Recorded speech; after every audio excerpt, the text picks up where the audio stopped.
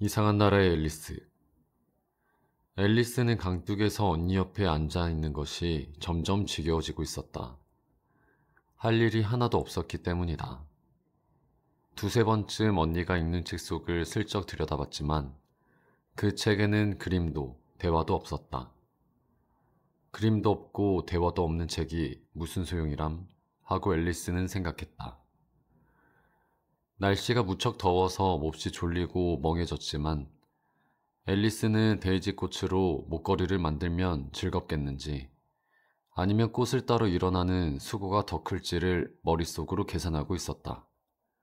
그러던 순간 분홍빛 눈을 가진 하얀 토끼가 그녀 곁을 쏜살같이 지나갔다. 그다지 놀랄 일은 아니었다. 토끼가 혼잣말로 오 이런 큰일이야 늦겠어 하고 말하는 것도 그 순간엔 별로 이상하게 들리지 않았다. 물론 나중에 곰곰이 생각해보니 그때는 좀 놀랐어야 했다고 스스로 여겼다. 그런데 토끼가 실제로 조끼 주머니에서 시계를 꺼내 들여다본 뒤 황급히 달려가는 모습을 보자 앨리스는 깜짝 놀라 벌떡 일어섰다. 토끼에게 조끼 주머니가 있는 것도 그 속에서 시계를 꺼내는 것도 그녀는 태어나서 처음 보는 일이었다. 호기심이 불타오른 앨리스는 들판을 가로질러 토끼를 쫓아달렸다. 마침 토끼가 울타리 밑 커다란 토끼굴 속으로 쏙 들어가는 것을 볼 수 있었다. 순간 앨리스도 그 뒤를 따라 굴 속으로 뛰어들었다. 다시 나올 방법은 전혀 생각하지도 않은 채였다. 토끼굴은 한동안 곧게 이어지다가 갑자기 가파르게 꺾이며 아래로 이어졌다. 너무 갑작스러워서 앨리스는 멈출 틈도 없이 아주 깊은 우물 속으로 곤두박질 치고 말았다. 우물이 굉장히 깊었거나 아니면 그녀가 아주 천천히 떨어지고 있는 것이 분명했다. 떨어지는 동안 앨리스는 사방을 둘러보며 앞으로 무슨 일이 일어날지 궁금해할 시간도 충분했다. 아래를 내려다보았지만 너무 어두워서 아무것도 보이지 않았다. 대신 우물벽을 살펴보니 여기저기 찬장과 책장이 달려 있었다. 곳곳에는 못에 걸린 지도나 그림도 보였다. 내려가는 길에 그녀는 선반 위에 놓인 병 하나를 집어들었다. 라벨에는 오렌지 머멀레이드라고 적혀 있었지만 아쉽게도 안에는 아무것도 들어있지 않았다. 혹시 아래에 누가 있을지 몰라 그냥 떨어뜨릴 수는 없어서 지나치며 천장 속에 도로 넣어두었다. 이 정도로 떨어졌는데도 멀쩡하다면 계단에서 굴러 떨어져도 아무렇지 않겠는걸 하고 앨리스는 속으로 생각했다. 집에 가면 다들 내가 얼마나 대담해졌는지 놀라겠지. 심지어 집 지붕에서 떨어져도 말 안 할 거야. 똑똑똑 계속 내려갔다. 지금쯤 얼마나 내려왔을까? 지구의 중심 근처 정도 되지 않았을까? 앨리스가 중얼거렸다. 지구 중심까지는 4,000마일쯤이니까 이런 지식은 모두 학교에서 배운 것이었다. 지금이 그걸 뽐낼 좋은 기회는 아니었지만 혼잣말로 복습하기엔 나쁘지 않았다. 그 정도 거리겠지. 그런데 경도와 위도는 어느 정도일까? 사실 앨리스는 위도나 경도가 정확히 무엇인지 몰랐지만 그 말이 그저 멋있게 들렸다. 혹시 지구를 뚫고 반대편까지 떨어지는 건 아닐까? 그녀는 고개를 갸웃했다. 그럼 거꾸로 서서 걷는 사람들 속에 나타나겠네. 이름이 뭐였더라? 엔티페시스였나? 틀린 말이라는 건 알고 있었지만 다행히 그걸 들은 사람은 아무도 없었다. 나라 이름은 물어봐야겠지. 실례지만 여기가 뉴질랜드인가요? 아니면 호주인가요? 하고. 아이고 공중에서 커트시 인사를 하다니.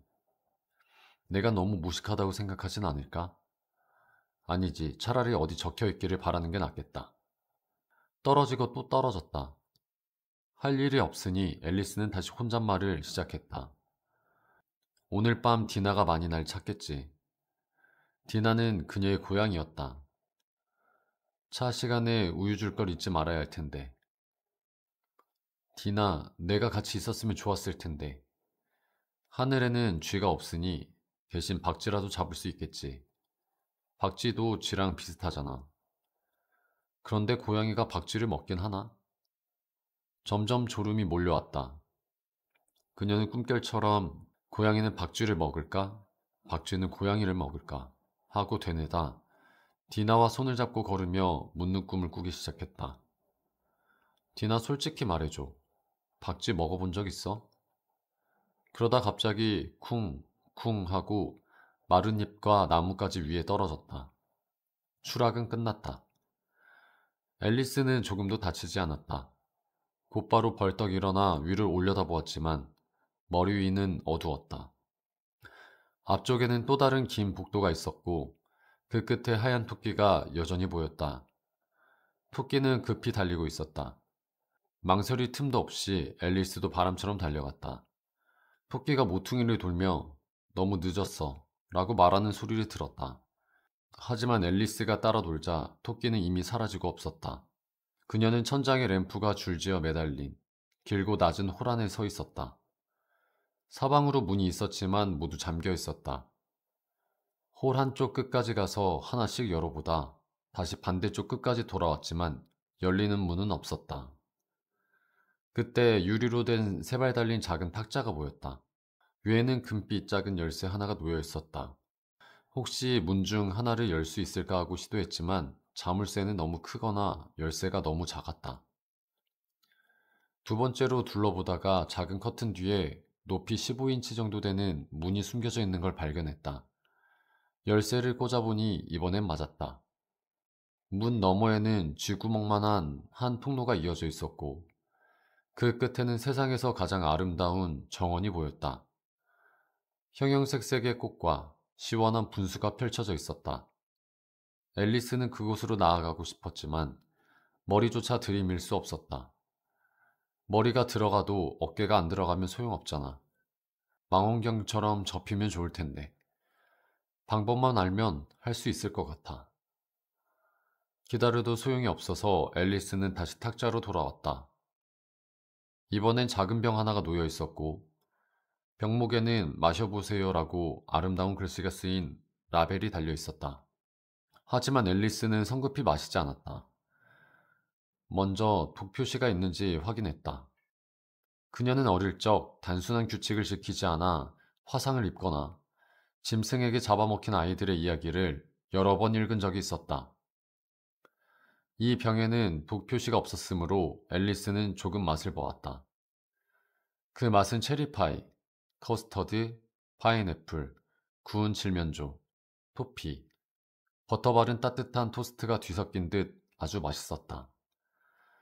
그녀는 곧 병을 다 비웠다. 이상한 기분이야. 망원경처럼 줄어드는 것 같아. 정말로 앨리스의 키는 10인치가 되었다. 이젠 문을 지나 정원에 들어갈 수 있었다. 혹시 더 줄어들까봐 잠시 기다렸지만 더 이상 변하지 않았다. 문 앞에 갔지만 앞불사, 열쇠를 탁자 위에 두고 왔다. 돌아가 보니 유리 너머로는 열쇠가 잘 보였지만 키가 너무 작아 닿을 수 없었다. 기어 올라가려 했지만 탁자 다리는 미끄러웠다. 그때 탁자 아래에서 작은 유리 상자를 발견했다. 안에는 먹어보세요 라고 건포도로 적힌 작은 케이크가 있었다. 좋아, 이걸 먹으면 커져서 열쇠를 잡을 수 있거나 더 작아져서 문 밑으로 기어갈 수 있겠지. 어느 쪽이든 정원에 들어갈 거야. 앨리스는 한 입 먹고 키가 변하는지 머리를 눌러보았다. 그러나 그대로였다. 보통 케이크를 먹으면 키가 변하지 않지만 요즘처럼 별난 일들이 계속 일어나던 앨리스에게는 이게 오히려 평범해서 이상하게 느껴졌다. 그래서 그녀는 케이크를 전부 먹어치웠다. 점점 더 이상해. 정말 더 이상해지고 있어. 하고 앨리스가 외쳤다. 너무 놀란 나머지 그 순간은 제대로 된 영어조차 잊어버릴 정도였다. 지금 나는 세상에서 가장 큰 만원경처럼 쭉쭉 늘어나고 있어. 잘 있어, 내 발. 아래를 내려다보니 발이 점점 멀어져서 거의 안 보일 지경이었다. 아, 내 불쌍한 작은 발들. 이제 누가 너희에게 신발과 양말을 신겨줄까? 난 너무 멀리 있어서 더는 신경 쓸 수 없을 거야. 그러니 너희가 알아서 잘해보렴. 아, 그래도 친절하게 대해야겠어. 그렇지 않으면 내가 가고 싶은 방향으로 안 걸어줄지도 모르잖아. 매년 크리스마스마다 새 부츠 한 켤레씩 선물해줘야지. 그리고 앨리스는 그걸 어떻게 실현할지 혼자 계획하기 시작했다. 짐꾼을 통해 보내야겠네. 자기 발에게 선물을 보내다니. 정말 웃기겠는걸? 주소도 얼마나 이상하게 보일까? 아휴, 내가 무슨 말도 안 되는 소리를 하고 있는 거람? 바로 그때 그녀의 머리가 홀 천장에 부딪혔다. 이제 키가 9피트를 훌쩍 넘은 것이다. 앨리스는 곧바로 작은 황금 열쇠를 집어들고 정원문으로 서둘렀다. 불쌍한 앨리스. 한쪽으로 누워야 겨우 한쪽 눈으로만 정원을 들여다볼 수 있었다. 하지만 들어가는 건 전보다 더 불가능했다. 그녀는 주저앉아 울기 시작했다. 부끄러운 줄 알아야 해. 하고 앨리스는 자신에게 말했다. 이렇게 큰 처녀가 이렇게 울다니. 당장 그만둬. 하지만 말은 그렇게 해도 눈물은 계속 흘러 홀바닥에 커다란 웅덩이가 생겼다. 얼마 후 멀리서 작은 발자국 소리가 들렸다. 앨리스는 얼른 눈물을 닦고 다가오는 것을 보았다. 그건 흰 토끼였다. 이번에는 아주 근사하게 차려입고 한 손에는 흰 가죽 장갑을, 다른 손에는 큰 부채를 들고 있었다. 토끼는 급히 뛰어오며 혼잣말로 중얼거렸다. 아, 공작 부인, 공작 부인. 내가 기다리게 했다면 몹시 화를 내실 거야. 앨리스는 너무 절박해서 누구라도 붙잡고 도움을 청할 심정이었다. 그래서 토끼가 가까이 오자 낮고 조심스러운 목소리로 말했다. 저 실례합니다. 토끼는 깜짝 놀라 장갑과 부채를 떨어뜨리고 어둠 속으로 전속력으로 달아났다. 앨리스는 부채와 장갑을 집어들고 호란이 매우 더웠기에 부채질을 하며 계속 중얼거렸다. 어머나 세상에. 오늘은 모든 게 이상해. 어제까진 모든 게 평범했는데 혹시 하룻밤 새에 내가 바뀐 걸까? 아침에 일어났을 때 같은 사람이었나? 조금은 달랐던 것 같기도 하고. 그렇다면 다음 문제는 나는 도대체 누구지? 그녀는 또래 아이들을 떠올리며 혹시 자신이 그중 누군가로 바뀐 건지 하나씩 따져봤다. 나는 아다일리 없어. 아다는 곱슬머리인데 난 곱슬이 아니잖아. 그렇다고 메이블일 수도 없어. 난 아는 게 많지만 메이블은 세상에. 아는 게 너무 적어. 게다가 그녀는 그녀고 나는 나고. 아휴, 정말 헷갈린다. 그럼 내가 예전처럼 모든 걸 알고 있는지 시험해 봐야지. 4 곱하기 5는 12, 4 곱하기 6은 13, 4 곱하기 7은 아휴, 이런 식이면 절대 20까지 못 가겠다. 곱셈표는 됐고 이번엔 지리를 해보자. 런던은 파리의 수도, 파리는 로마의 수도, 로마는 아니 전부 틀렸잖아. 난 분명 메이블로 바뀐 거야. 작은 악어가 어떻게를 외워보자. 그녀는 무릎 위에 손을 모으고 수업 시간처럼 읊기 시작했지만 목소리가 쉰 듯 이상했고 내용도 예전과 달랐다. 작은 악어는 어떻게 반짝이는 꼬리를 가꾸는지, 나일강의 물을 온갖 황금 비늘에 부어주는지, 얼마나 즐겁게 웃는지, 발톱은 가지런히 벌리고 작은 물고기들을 부드럽게 미소 지으며 맞이하는지. 이건 분명 원래 내용이 아니야. 불쌍한 앨리스는 또 눈물이 차올랐다. 난 결국 메이블인가 봐. 그 답답한 작은 집에서 장난감도 없이 잔뜩 공부만 해야 하잖아. 안 돼, 결심했어. 내가 메이블이라면 여기서 나가지 않을 거야. 위에서 다시 올라오렴 해도 내가 누군데요 라고만 할 거야. 그 답이 마음에 들면 나가고 아니면 여기 있을 거야. 아, 그래도 누군가 머리를 내밀어 줬으면. 그러던 중 문득 자신의 손을 보니 토끼의 흰 가죽 장갑 한 짝을 끼고 있었다. 이게 어떻게 된 거지? 나 또 작아지고 있나 봐. 탁자 옆에 서서 재어보니 키가 60cm쯤 되었고 점점 더 줄어들고 있었다. 곧 원인이 부채라는 걸 알아차리고 서둘러 던져버렸다.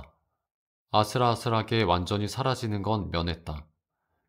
정말 큰일 날 뻔했네. 자, 이제 정원으로 가자.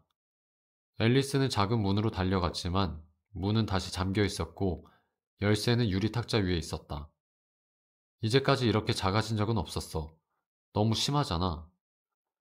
그 순간 발이 미끄러지더니 첨벙 소금물 속에 목까지 잠겼다. 혹시 바다에 빠진 건가?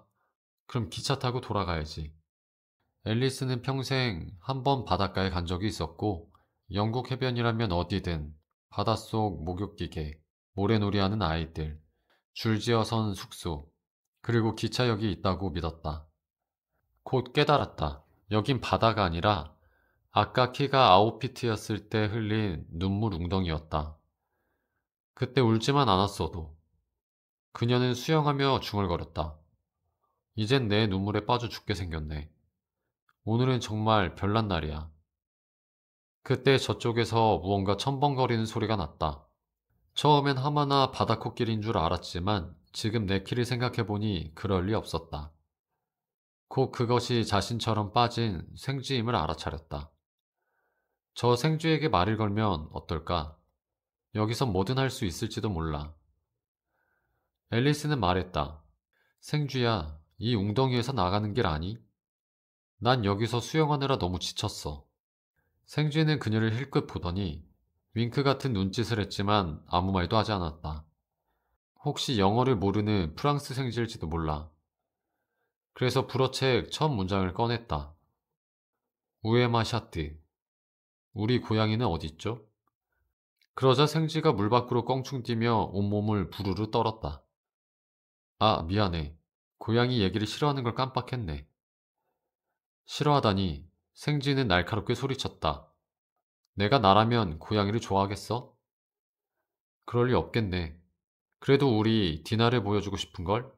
정말 얌전하고 불 앞에서 발을 핥으며 얼굴 씻는 모습이 얼마나 예쁜지.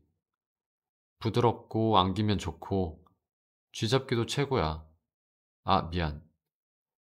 이번엔 생쥐가 털을 곤두세우며 노골적으로 화를 냈다. 그 얘긴 두 번 다시 하지 마. 알았어. 그럼 개 얘기는 어때? 우리 집 근처에 작은 테리어가 있는데 반짝이는 눈에 긴 곱슬갈색 털을 가지고 던진 걸 물어오고 밥 달라고 앉아서 애교를 부리고 농부가 100파운드 값어치 한다고 자랑하더라. 쥐도 다 잡고. 아, 이런. 생쥐가 이번엔 아예 멀리 헤엄쳐 갔다. 앨리스는 부드럽게 불렀다. 생쥐야, 돌아와. 고양이도 개도 얘기 안 할게. 생쥐는 천천히 돌아오더니 창백한 얼굴로 말했다. 육지로 가자. 그러면 내가 고양이와 개를 싫어하는 이유를 얘기해 줄게. 마침 웅덩이는 다양한 새와 동물들로 붐비고 있었다. 오리, 도도새, 앵무새, 독수리 새끼, 그리고 여러 괴상한 동물들이 있었다. 앨리스가 앞장서자 모두 함께 육지로 헤엄쳐 나갔다. 그들은 정말 이상한 몰골이었다. 깃털이 축축하게 젖어 힘없이 늘어진 새들, 털이 잔뜩 달라붙어 엉겨붙은 동물들, 모두 흠뻑 젖은 채 짜증스럽고 불편해 보였다. 물론 첫 번째 문제는 어떻게 다시 마르느냐였다. 그들은 이 문제를 의논했고 몇 분 지나자 앨리스는 평생 알고 지낸 사이처럼 자연스럽게 대화를 나누고 있었다. 그중 앨리스는 로리와 한참 말다툼을 벌였다. 마침내 로리는 삐친 듯 이렇게 말했다. 나는 너보다 나이가 많으니 더 잘 알고 있어. 앨리스는 곧장 반박했다. 하지만 로리는 자기 나이를 말하기를 거부했고 앨리스는 더 이상 할 말이 없었다. 그때 건이 있어 보이는 생쥐가 말했다. 자, 모두 앉아서 내 얘기를 들어. 금방 너희를 말려줄 테니까. 그들은 곧 원을 그려 앉았고 생쥐는 가운데에 앉았다. 앨리스는 불안한 마음으로 눈을 고정한 채 빨리 마르지 않으면 감기에 걸릴 거야 하고 생각했다. 에헴. 생쥐가 근엄하게 기침을 하더니 말했다. 준비됐나? 내가 아는 가장 건조한 이야기를 해주지. 조용히 해주게. 생쥐는 느릿느릿 말하기 시작했다. 교황의 지지를 받은 윌리엄 정보광은 지도자가 필요했던 영국인들에게 곧 복종을 받았고, 최근 들어 찬탈과 정복에 익숙해져 있었다. 머시아와 노선부리아의 백작, 에드윈과 모르카. 로리가 몸서리를 쳤다. 생쥐가 찡그리며 정중히 물었다. 뭐라고 했나? 아무것도 아니야. 로리가 황급히 대답했다. 그런 줄 알았네. 계속하지. 머시아와 노선부리아의 백작, 에드윈과 모르카는 그에게 지지를 선언했고, 심지어 캔터베리 대주교 스티겐드조차 그를 현명하다고 여겼다. 뭘 찾았다는 거죠? 오리가 끼어들었다. 생쥐는 약간 짜증 섞인 목소리로 말했다. 그걸 찾았다는 거지. 그것이 뭔지는 당연히 알겠지? 오리는 고개를 갸웃하며 말했다. 나는 그것이 뭔지 알아요. 내가 무언가를 찾으면 대개 개구리나 벌레거든요. 문제는 대주교가 뭘 찾았냐는 거죠. 생쥐는 이 질문을 무시하고 서둘러 이어갔다. 에드거 에설린과 함께 윌리엄을 만나 왕관을 바치기로 했다. 윌리엄의 초기 행보는 온건했다. 하지만 그의 노르만인들의 오만함은 어때 아가씨? 좀 마른 것 같나? 아니요, 여전히 흠뻑이에요. 앨리스가 우울하게 대답했다. 전혀 마르는 것 같지 않아요. 그렇다면 도도새가 엄숙히 일어서며 말했다. 즉시보다 강력한 수단을 취할 것을 제안합니다. 영어로 말해. 독수리 새끼가 끼어들었다. 그 긴 단어들 절반은 뜻도 모르겠고 당신도 모를 거라 생각해. 독수리 새끼는 웃음을 감추려 고개를 숙였고 다른 새 몇 마리는 웃음을 터뜨렸다. 내 말은 우리를 말리기에 가장 좋은 건 코커스 경주라는 거야. 도도새가 불쾌한 듯 말했다. 코커스 경주가 뭐예요? 앨리스가 물었다. 사실 별로 궁금하진 않았지만 도도새가 누군가 말하기를 바라는 듯 멈췄고 아무도 말하지 않자 대신 물어본 것이었다. 그건 말로 설명하기보다 직접 해보는 게 나아. 도도새는 먼저 원형 비슷하게 경기장을 표시했다. 정확한 모양은 상관없어. 그리고 참가자들을 여기저기 흩어 배치했다. 하나, 둘, 셋, 출발 같은 건 없었고 시작과 끝도 각자 마음대로였다. 약 30분쯤 달리자 모두가 말랐다. 그러자 도도새가 외쳤다. 경기 끝? 다들 숨을 헐떡이며 몰려와 물었다. 그럼 누가 이긴 거죠? 도도새는 깊이 생각하다가 마침내 말했다. 모두가 이겼으니 모두 상을 받아야 해. 상을 주는 건 누가 하죠? 모두가 물었다. 당연히 저 아가씨지. 도도새는 앨리스를 가리켰다. 순식간에 모두가 몰려와 상 하고 외쳤다. 앨리스는 주머니를 뒤져 설탕 과자를 꺼냈다. 다행히 소금물은 스며들지 않았다. 한 사람당 하나씩 나누어 주었다. 그녀도 상을 받아야지. 생쥐가 말했다. 물론. 도도새가 엄숙히 말했다. 주머니에 뭐가 더 있나? 골무 하나뿐이에요. 그걸 이리 줘. 도도새는 앨리스에게 골무를 받아 정중히 돌려주며 말했다. 이 우아한 골무를 받아주시길 바랍니다. 모두가 환호했다. 앨리스는 터무니없다고 생각했지만 모두가 진지한 표정이라 웃을 수 없었다. 그녀는 고개 숙여 감사 인사를 했다. 이제 남은 건 설탕 과자를 먹는 일이었다. 큰 새들은 맛을 못 느낀다고 불평했고 작은 새들은 목이 막혀 등을 두드려야 했다. 그래도 끝나자 다시 원을 이루고 앉았다. 약속하셨잖아요. 당신 이야기를 해주기로 했죠. 왜 씨랑 딜을 싫어하는지요. 앨리스가 속삭였다. 내 이야기는 길고 슬퍼. 생쥐가 한숨 쉬며 대답했다. 꼬리가 길긴 하네요. 그런데 왜 슬프죠? 앨리스는 생쥐의 꼬리를 내려다보며 말했다. 그러자 생쥐의 이야기는 이렇게 들렸다. 분노한 걔가 생쥐에게 말했다. 집에서 만나자. 재판하자고. 거절은 안 돼. 재판은 꼭 해야지. 아침에 할 일도 없으니까. 생쥐는 말했다. 배심원도 판사도 없이. 그런 재판은 헛수고라고. 그러자 걔가 말했다. 내가 판사고 배심원이다. 사건을 모두 심리하고 너를 사형에 처하겠다. 집중 안 하잖아. 생쥐가 엄하게 말했다. 죄송해요. 5번째 매듭까지 했죠? 안 했어. 생쥐가 화를 냈다. 매듭요? 풀어드릴까요? 그럴 생각 없어. 생쥐는 씩씩대며 걸어가 버렸다. 그럴 의도 아니었어요. 너무 쉽게 화내시네요. 앨리스는 뒤에서 외쳤지만 생쥐는 으르렁거리며 가버렸다. 이야기 마저 해주세요. 앨리스와 다른 이들이 외쳤지만 생쥐는 고개만 저으며 더 빨리 걸었다. 머물지 않다니 안타깝네. 로리가 중얼거렸다. 그때 늙은 개가 딸에게 말했다. 화를 내면 안 된다. 엄마야말로 입 좀 다물어요. 어린 개가 성질을 냈다. 아, 디나가 있었으면 좋을 텐데. 앨리스가 말했다. 금방 데려올 텐데. 디나가 누구죠? 로리가 물었다. 우리 고양이에요. 쥐 잡는 건 최고죠. 새도 금방 잡아요. 그 말에 모임이 술렁이었다. 몇몇 새는 서둘러 떠났고 까마귀는 밤 공기가 안 맞아 하며 몸을 싸맸다. 카나리아는 애들아 잘 시간이야 하며 아이들이 데리고 갔다. 곧 앨리스는 혼자가 되었다. 디나 얘기를 꺼내지 말걸. 여기선 아무도 좋아하지 않네. 세상에서 제일 좋은 고양이인데 디나 널 또 볼 수 있을까? 앨리스는 외로움에 눈물이 났다. 잠시 후 멀리서 발자국 소리가 났다. 혹시 생쥐가 마음을 바꾸어 이야기를 마저 하러 오는 건 아닐까? 앨리스는 고개를 들었다. 그건 흰 토끼였다. 천천히 총총걸음을 하며 돌아오고 있었고 마치 뭔가 잃어버린 듯 불안하게 주위를 두리번거렸다. 그녀는 토끼가 중얼거리는 것을 들었다. 공작부인. 아이 가엾은 발과 수염이여.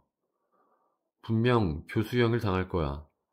족제비는 족제비라는 게 확실하듯이. 어디에 떨어뜨린 거지? 앨리스는 단번에 그가 부채와 흰 가죽 장갑을 찾고 있다고 짐작했다. 그래서 호의로 주위를 찾아보기 시작했지만 아무데도 보이지 않았다. 웅덩이에서 헤엄친 뒤 모든 게 바뀐 듯 했고 유리 탁자와 작은 문이 있던 그 큰 홀은 완전히 사라져 있었다. 곧 토끼는 앨리스를 보더니 화난 목소리로 외쳤다.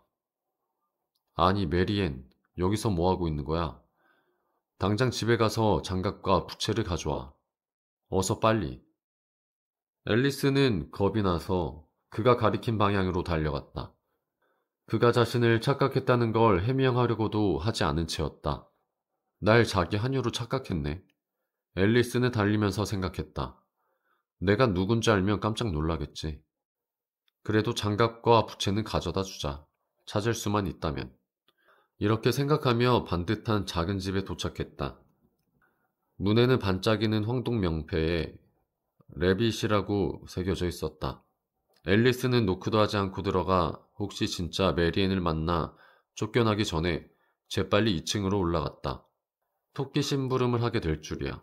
참 이상하네. 이러다 디나가 나한테 심부름을 시키는 거 아냐? 앨리스는 상상했다. 앨리스 아가씨, 당장 와서 산책 준비하세요. 금방 갈게요, 유모. 근데 쥐가 못 나가게 봐야 해요. 하지만 디나가 그런 식으로 명령하기 시작하면 집에 둘 리 없다고 앨리스는 생각했다. 그녀는 창가에 탁자가 있는 깔끔한 작은 방에 들어섰다. 탁자 위에는 부채와 흰 가죽 장갑이 두세 켤레 있었다. 앨리스는 부채와 장갑 한 켤레를 집어들고 방을 나서려고 했는데 그때 거울 옆에 있던 작은 병이 눈에 들어왔다. 이번엔 마셔보세요라는 라벨이 붙어있지 않았지만 앨리스는 마개를 열고 병을 입에 대었다. 뭔가 흥미로운 일이 꼭 일어나니까. 이 병은 어떤 효과가 있는지 봐야겠어. 부디 다시 커졌으면 좋겠다. 이렇게 작은 건 이제 질렸어. 정말 그랬다. 생각보다 훨씬 빨랐다. 절반도 마시기 전에 그녀의 머리가 천장에 닿아 목이 꺾이지 않게 몸을 굽혀야 했다. 이제 됐어. 더는 안 커야 돼. 이대로면 문으로 못 나가. 이렇게 많이 마시지 말걸. 하지만 이미 늦었다. 그녀는 계속 자랐고 곧 무릎을 꿇어야 했다. 잠시 후엔 그것마저 불가능해졌다. 그래서 한쪽 팔꿈치는 문에, 다른 팔은 머리 위로 말아 올리고 바닥에 둘어 누웠다. 마지막으로 한 팔은 창밖으로, 한 발은 굴뚝으로 내밀었다. 이제 어떻게 되든 난 더 할 수 있는 게 없어. 다행히도 마법병의 효과는 거기서 멈췄다. 하지만 여전히 불편했고 나갈 방법이 전혀 없어 마음이 무거웠다. 집이 훨씬 편했는데 크기도 변하지 않고 쥐나 토끼한테 명령받지도 않고 그 토끼굴로 내려오지 말걸. 그래도 좀 신긴 하긴 해. 내 이야기를 책으로 쓰면 좋겠어. 아니 이미 다 자랐네. 아니지 여기서 더 클 공간이 없으니까 그렇지. 그럼 난 이 나이에서 더 늙지 않는 걸까? 그건 좋은데 평생 공부를 해야 한다면 싫은데. 바보 같은 앨리스. 여기서 무슨 공부를 해? 책 둘 공간도 없잖아. 그렇게 혼잣말을 하던 중 바깥에서 목소리가 들렸다. 메리앤, 메리앤, 당장 장갑 가져와. 곧 발소리가 계단으로 올랐다. 토끼가 그녀를 찾으러 오는 것이었다. 토끼는 문을 열려 했지만 안쪽으로 열리는 문은 앨리스의 팔꿈치에 막혀 열리지 않았다. 그럼 창문으로 들어가야겠다. 토끼가 중얼거렸다. 그건 안 되지.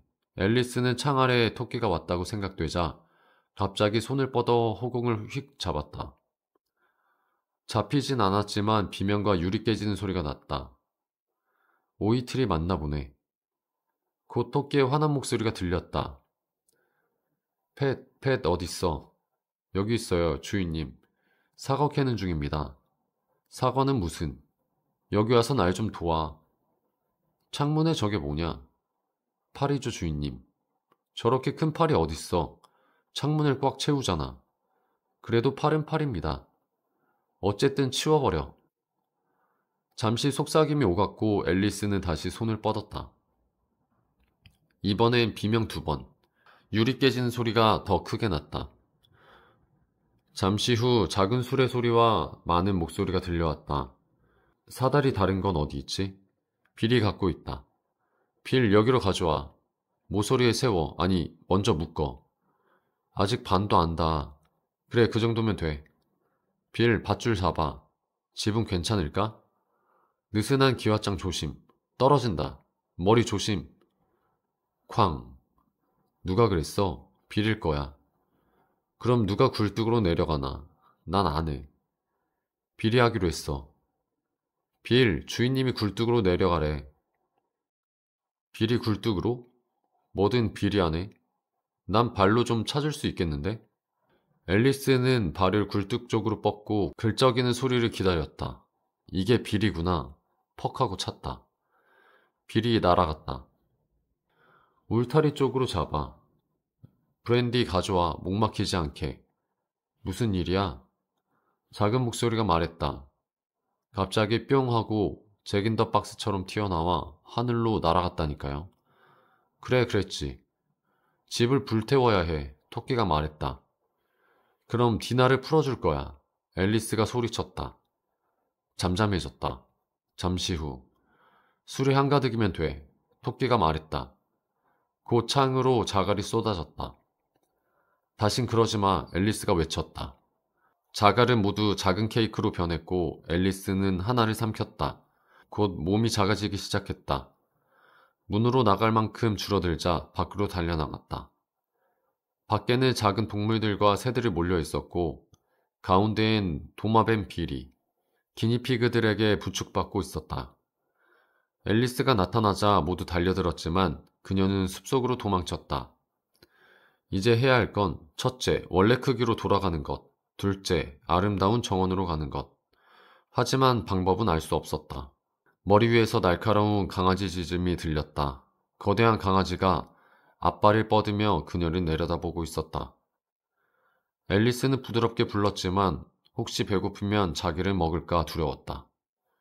작은 막대를 집어 내밀자 강아지는 기뻐 뛰어오르며 달려들었다. 앨리스는 큰 엉겅퀴 뒤로 숨어 피했다. 강아지는 연달아 막대기에 덤볐고 몇 번의 짧은 돌진과 지짐 끝에 멀찍이 앉아 헐떡였다. 앨리스는 그 틈을 타 도망쳤다. 참 귀여운 강아지인데. 내가 알맞은 크기였다면 재주를 가르쳤을 텐데. 아, 다시 커져야지. 뭘 먹거나 마셔야 하나? 하지만 무엇을 먹어야 할지는 알 수 없었다. 주변을 둘러보니 자기 키만한 버섯이 있었다. 그녀는 발돋움에 버섯 위를 들여다보았다. 그리고 곧 팔짱을 낀 채 긴 물담배를 피우고 있는 큰 파란 애벌레와 눈이 마주쳤다. 애벌레와 앨리스는 한동안 말없이 서로를 바라보았다. 마침내 애벌레가 입에서 물담배를 빼내며 나른하고 졸린 목소리로 말했다. 너는 누구냐? 애벌레가 물었다. 이건 대화를 시작하기에 전혀 반갑지 않은 인사였다. 앨리스는 약간 수줍게 대답했다. 저는 지금은 잘 모르겠습니다, 선생님. 적어도 오늘 아침에 일어났을 때는 제가 누구였는지는 알았지만 그 후에는 몇 번이나 변한 것 같아요. 그게 무슨 뜻이지? 애벌레가 엄하게 물었다. 설명해봐라. 저도 제 자신을 설명할 수 없어요, 선생님. 앨리스가 말했다. 왜냐하면 지금 제 자신이 아니거든요. 난 모르겠는데. 애벌레가 말했다. 저도 더 분명히 말씀드릴 수 없어요. 앨리스가 공손하게 대답했다. 애초에 저 자신도 이해를 못하니까요. 하루에도 이렇게 크기가 계속 바뀌는 건 정말 헷갈려요. 전혀 안 헷갈린다. 애벌레가 말했다. 글쎄요. 선생님은 아직 그걸 안 겪어보셨겠지만 언젠가는 번데기가 되셨다가 그 다음에 나비로 변하실 테잖아요. 그때가 되면 좀 이상하다고 느끼실 것 같지 않으세요? 전혀. 애벌레가 말했다. 아마 선생님의 느낌은 다를지도 모르죠. 앨리스가 말했다. 하지만 제게는 아주 이상하게 느껴질 거예요. 너? 애벌레가 경멸스럽게 말했다. 그래서 너는 누구냐? 이렇게 해서 대화는 처음으로 돌아가 버렸다. 앨리스는 애벌레가 너무 짧게만 대답하는 것에 약간 짜증이 났다. 그래서 자세를 바로 하고 엄숙하게 말했다. 선생님이 먼저 누구신지 말씀해 주셔야 할 것 같아요. 왜? 애벌레가 물었다. 또다시 난감한 질문이었다. 앨리스는 마땅한 이유를 찾을 수 없었고 애벌레가 꽤 불쾌한 기분인 것 같아서 그냥 돌아서 버렸다. 돌아와라. 애벌레가 뒤에서 불렀다. 중요한 말이 있다. 확실히 기대가 되는 말이었다. 앨리스는 몸을 돌려 다시 다가갔다. 화를 내지 마라. 애벌레가 말했다. 그게 전부인가요? 앨리스는 화를 꾹 누르며 물었다. 아니다. 애벌레가 말했다. 앨리스는 기다리기로 했다. 어차피 할 일도 없었고 어쩌면 들어볼 만한 말을 해줄지도 몰랐다. 몇 분 동안 애벌레는 말없이 연기만 내뿜었다. 그러다 마침내 팔을 풀고 다시 물담배를 내려놓으며 말했다. 그러니까 내가 변했다고 생각하는 거냐? 그런 것 같아요, 선생님. 앨리스가 대답했다. 예전처럼 기억도 잘 안 나고 10분 이상 같은 크기를 유지하지도 못해요. 뭘 기억 못하겠다는 거냐? 애벌레가 물었다. 부지런한 벌 실을 읊어보려고 했는데 완전히 달라져 버렸어요. 앨리스는 슬픈 목소리로 대답했다. 늙은 아버지 윌리엄을 읊어라. 애벌레가 말했다. 앨리스는 손을 모으고 읊기 시작했다. 늙으신 아버지 윌리엄, 젊은이가 말했다. 머리카락은 온통 휘어졌는데 여전히 거꾸로 서 계시네요. 이 나이에 그게 옳다고 생각하세요? 젊었을 땐 뇌에 해로울까 걱정했지.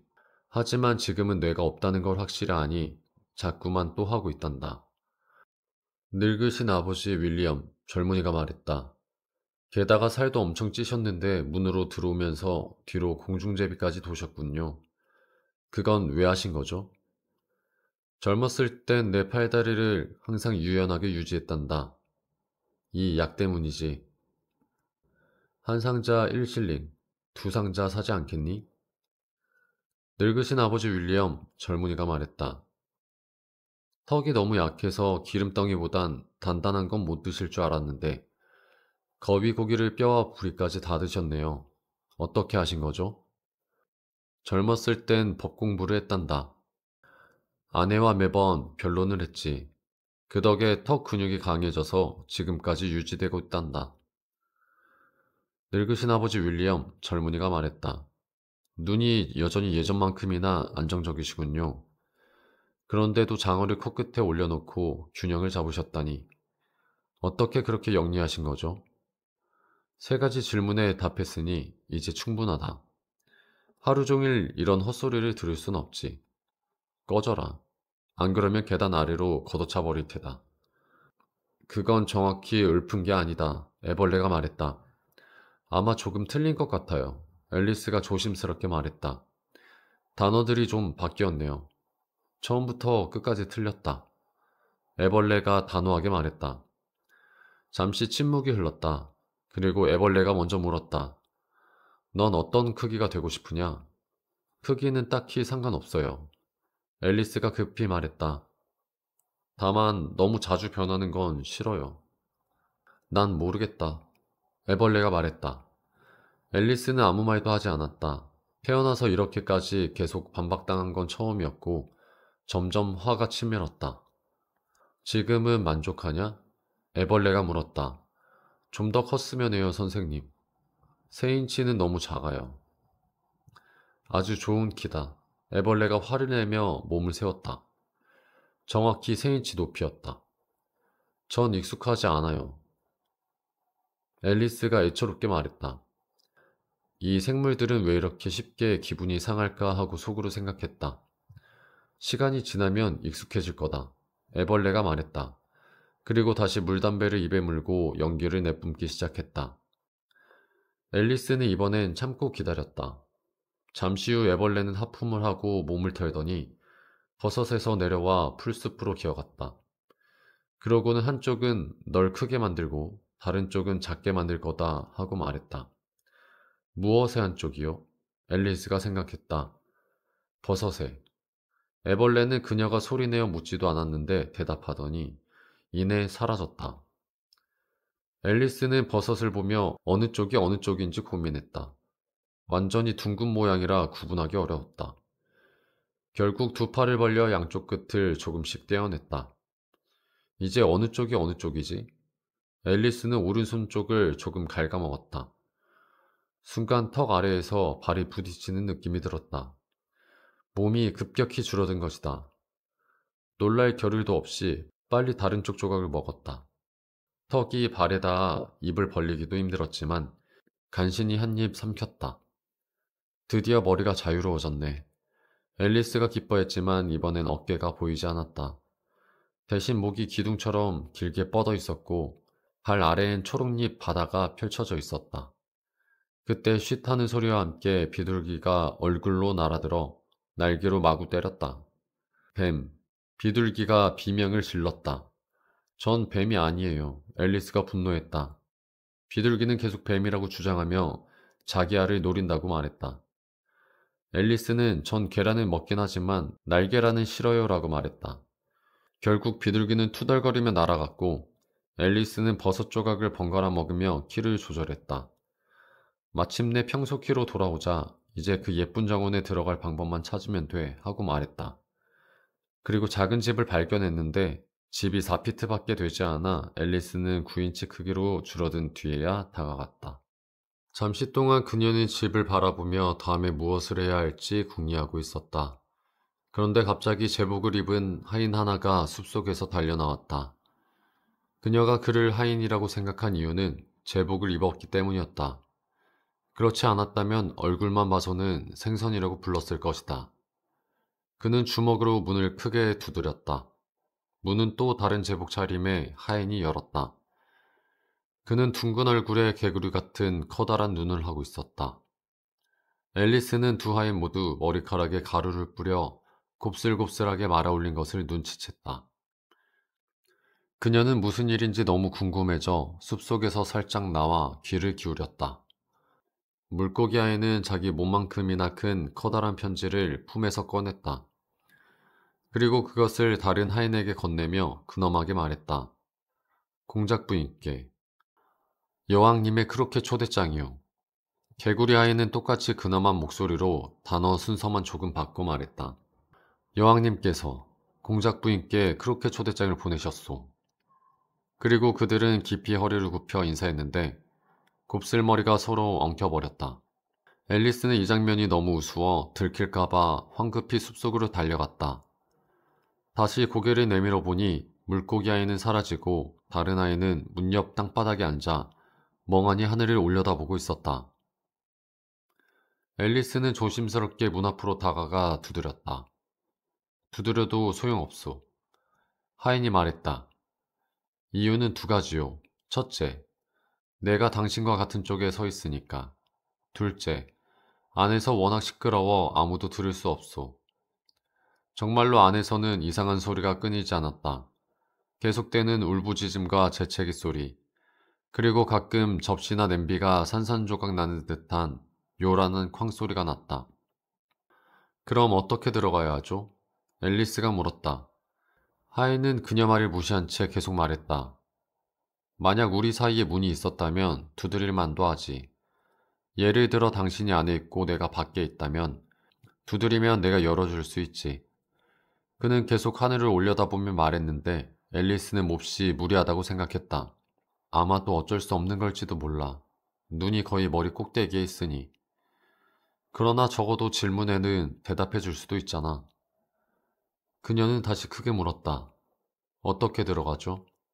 난 여기 앉아 있을 거요. 하인이 말했다. 내일까지. 그 순간 문이 열리더니 커다란 접시 하나가 하인 머리를 향해 날아왔다. 그것은 그의 코를 스치고 뒤에 나무에 부딪혀 산산조각 났다. 아니면 모래까지도. 하인은 아무 일도 없었다는 듯 똑같은 목소리로 이어갔다. 어떻게 들어가죠? 앨리스가 더 크게 물었다.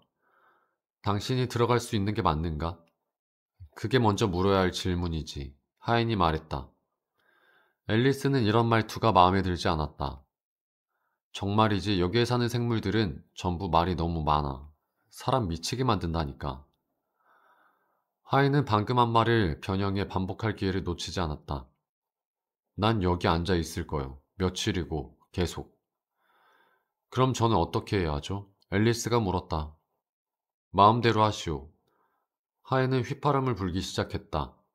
이 사람한테 얘기해봤자 소용없겠다. 앨리스는 절망적으로 중얼거렸다. 완전히 바보 같아. 그리고는 문을 열고 안으로 들어갔다.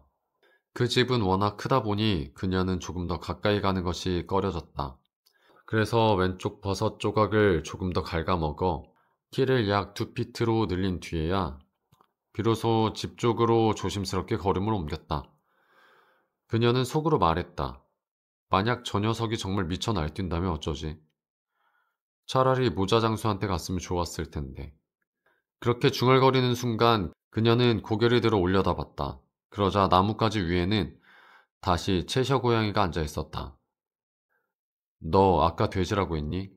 아니면 무화과라고 했니? 고양이가 물었다. 돼지라고 했어요. 앨리스가 대답했다. 그리고 제발 그렇게 불쑥 나타났다가 갑자기 사라지는 건 그만 좀 하세요. 정신이 하나도 없잖아요. 좋아, 고양이가 말했다. 그리고 이번에는 정말 천천히 사라졌다. 꼬리 끝에서부터 시작해 마지막으로 웃는 입꼬리만 남았다. 그 미소는 나머지 몸이 사라지고 한참 후까지 그 자리에 머물러 있었다. 고양이 없는 미소는 본 적 없지만 미소 없는 고양이는 본 적이 있다. 그런데 미소만 있고 고양이가 없는 건 정말 내 인생에서 본 것 중에 제일 이상한 광경이야. 앨리스는 속으로 그렇게 생각했다. 그녀는 얼마 가지 않아 사물토끼의 집이 보이는 곳까지 왔다. 굴뚝 모양이 토끼 귀처럼 생겼고 지붕은 털로 덮여 있었기 때문에 틀림없이 그 집이 맞다고 생각했다. 집이 너무 커서 그녀는 좀 더 키를 키우기로 했다. 왼손에 든 버섯 조각을 조금 더 핥아 약 2피트 정도로 커진 다음에야 조심스럽게 집 쪽으로 걸어갔다. 그러면서 속으로 말했다. 만약 이 녀석이 정말 미친 상태라면 어쩌지? 그럴 바엔 차라리 모자 장수를 보러 갔어야 했나 봐. 집 앞 나무 그늘 아래에 커다란 테이블이 차려져 있었고 3월 토끼와 모자 장수가 그곳에서 차를 마시고 있었다.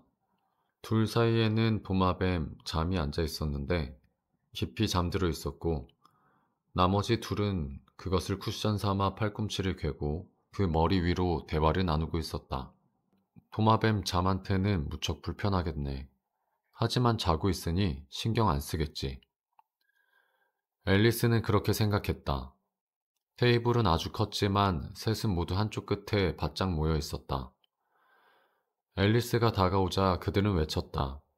자리 없어, 자리 없어. 자리는 넉넉한데요. 앨리스가 발끈해서 말했다.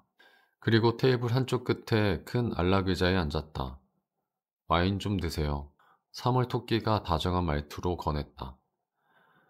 앨리스는 테이블을 둘러보았지만 차뿐이었다. 와인은 안 보이는데요. 그녀가 말했다. 없어요. 3월 토끼가 대답했다. 그럼 권하는 건 실례 아닌가요? 앨리스가 화난 목소리로 말했다. 초대도 안 받았으면서 자리에 앉은 건 실례 아닌가요? 3월 토끼가 말했다. 여기 당신네 테이블인 줄 몰랐어요. 셋보다 훨씬 많은 사람을 위해 차려져 있길래요. 앨리스가 말했다. 머리 좀 깎아야겠네요. 모자 장수가 말했다. 그는 한참 동안 호기심 가득한 눈빛으로 앨리스를 바라보다가 처음으로 입을 열었다. 사적인 말은 삼가야 해요. 무례하거든요. 앨리스가 단호하게 말했다. 이 말을 듣고 모자 장수는 눈을 크게 뜨더니 이렇게 말했다. 왜 까마귀는 책상과 닮았을까요? 아, 수수께끼다. 재밌겠네. 앨리스는 속으로 기뻐했다. 그거 맞힐 수 있을 것 같아요.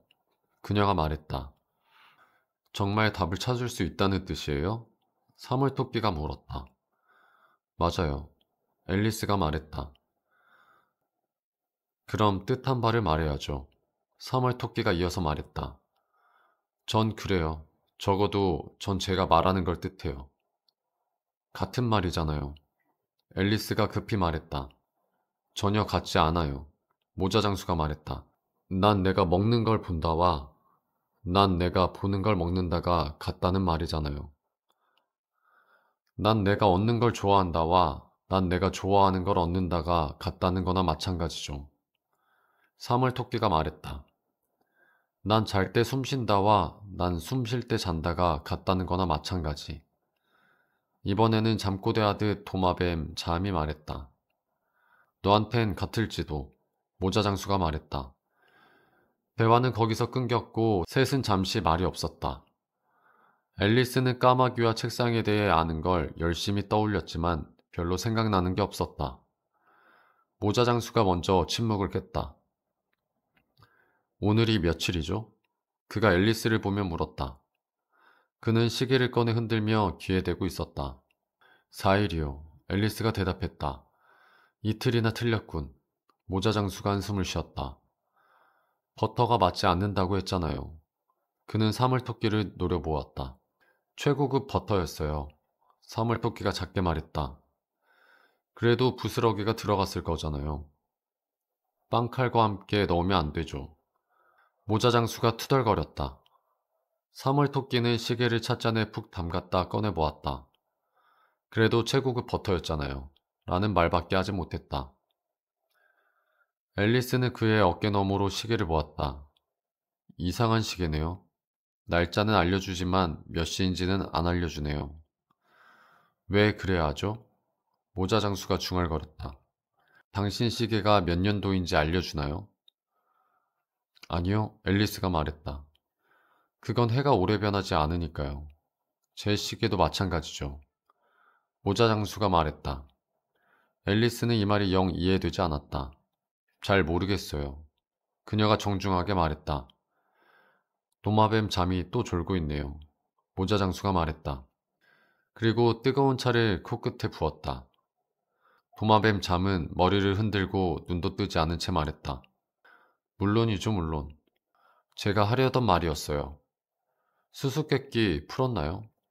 모자 장수가 앨리스를 보며 물었다. 모르겠어요. 정답은 뭐죠? 전혀 몰라요. 모자 장수가 말했다. 저도요. 사물토끼가 말했다. 앨리스는 지쳐서 말했다. 정답도 없는 수수께끼를 하느라 시간을 낭비하는 건 별로네요. 당신이 시간과 친하다면 뭐든 할 수 있어요. 모자 장수가 말했다. 앨리스는 음악 수업에서 박자를 맞춘다고 말한 것을 언급했지만 모자 장수는 시간은 맞추는 게 아니라 잘 지내야 하는 친구라고 설명했다. 그는 하트 여왕의 음악회에서 노래를 부르다 여왕에게 시간을 죽인다는 이유로 목이 잘릴 뻔했고 그 뒤로 시간과 틀어져 항상 6시, 즉 차 마시는 시간이 되어버렸다고 했다. 그래서 테이블 위에는 늘 다 못 치운 찻잔과 접시들이 쌓여 있었고 그들은 자리를 돌며 앉아 있었다. 그 뒤로 대화는 엉뚱하게 흐르고 앨리스는 세 자매가 실어부물에 산다는 도마뱀 잠의 이상한 이야기를 들었다. 그 이야기는 점점 횡설수설해졌고 결국 모자 장수의 무례한 한마디에 앨리스는 화가 나 자리에 일어났다. 도마뱀 잠은 곧 잠들었고 나머지 둘은 앨리스가 떠나는 것도 신경 쓰지 않았다. 다시는 안 올 거야.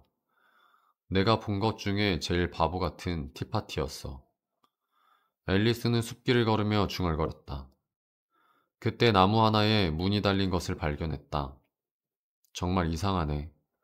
하지만 오늘은 모든 게 이상하니까 들어가 봐야지. 문 안으로 들어가자 다시 긴 홀과 작은 유리 탁자가 있었다. 앨리스는 황금 열쇠로 작은 문을 열고 버섯 조각을 조금 떼어 몸을 약 30cm로 줄였다. 그리고 작은 통로를 지나 마침내 화려한 꽃밭과 시원한 분수가 있는 아름다운 정원에 도착했다. 정원 입구 근처에는 커다란 장미나무 한 그루가 서 있었다.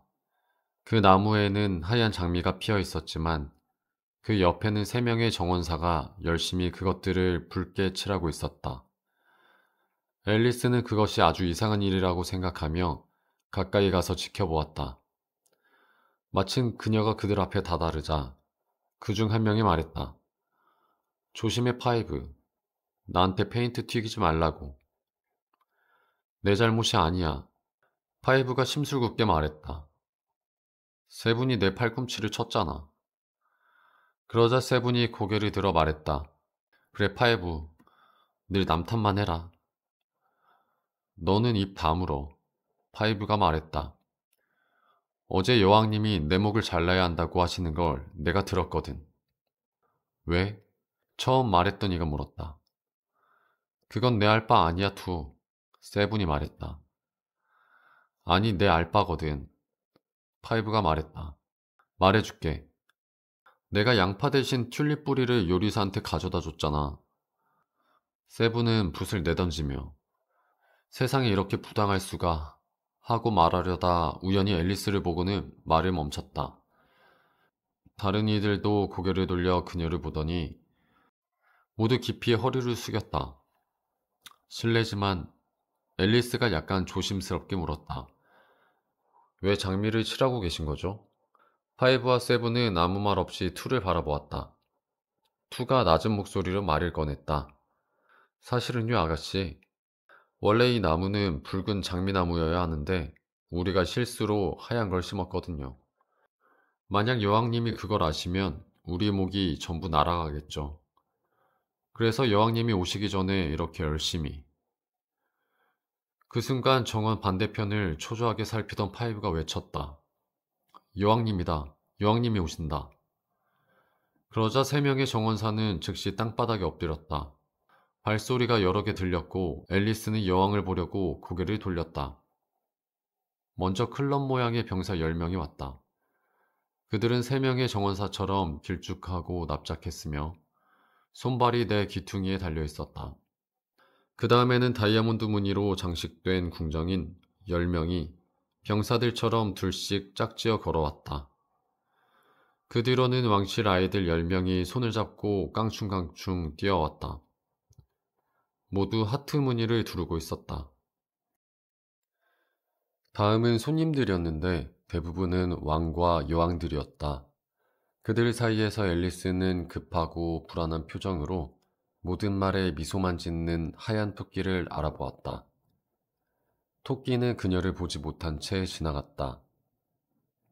그 다음은 크림슨 벨벳 방석 위에 왕관을 들고 있는 하트 잭이었고, 마지막으로 하트의 왕과 여왕이 등장했다.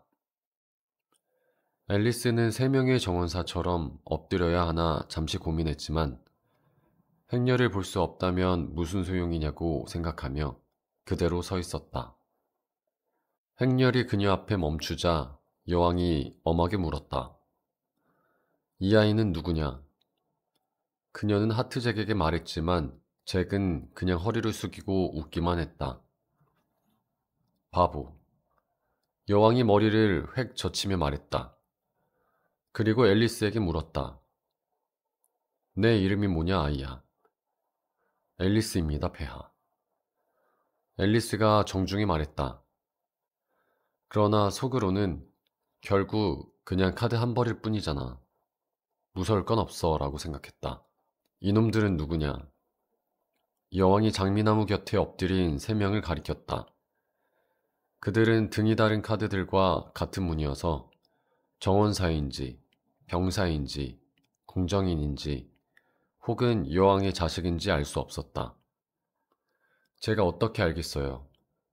앨리스가 놀라운 용기로 대답했다. 제 일이 아니에요. 여왕의 얼굴이 분노로 붉어지더니 야수처럼 그녀를 노려보다가 저 아이 목을 쳐라 하고 외쳤다. 말도 안 돼요. 앨리스가 크게 단호하게 말했다. 그러자 여왕은 침묵했다. 왕이 그녀 팔에 손을 얹으며 조심스럽게 말했다. 생각해보, 여보. 그 아이는 그저 어린애잖소. 여왕은 불쾌하게 돌아서서 잭에게 말했다. 저놈들 뒤집어라. 잭은 발끝으로 조심스럽게 그들을 뒤집었다. 일어나라. 여왕이 날카롭게 명령했다. 세 명의 정원사는 즉시 일어나 왕, 여왕, 왕실 아이들, 그리고 다른 이들에게 인사했다. 그만해라. 여왕이 소리쳤다. 현기증 난다. 그리고 장미나무를 보며 물었다. 여기서 무슨 짓을 한 거냐? 투가 한쪽 무릎을 꿇고 겸손하게 말했다. 폐하, 저희가... 알겠다. 여왕이 장미를 살펴보더니 외쳤다. 저놈들 목을 쳐라. 행렬은 다시 움직였고 병사 3명이 남아 불운한 정원사들을 처형하려 했다. 정원사들은 앨리스에게 달려왔다. 당신들 목은 안 잘릴 거예요. 앨리스가 말하며 그들을 근처의 큰 화분 안에 숨겼다. 병사들은 잠시 주위를 살피다 다른 이들을 따라 조용히 떠났다. 목이 잘렸느냐? 여왕이 소리쳤다. 잘렸습니다, 폐하. 병사들이 대답했다. 좋다.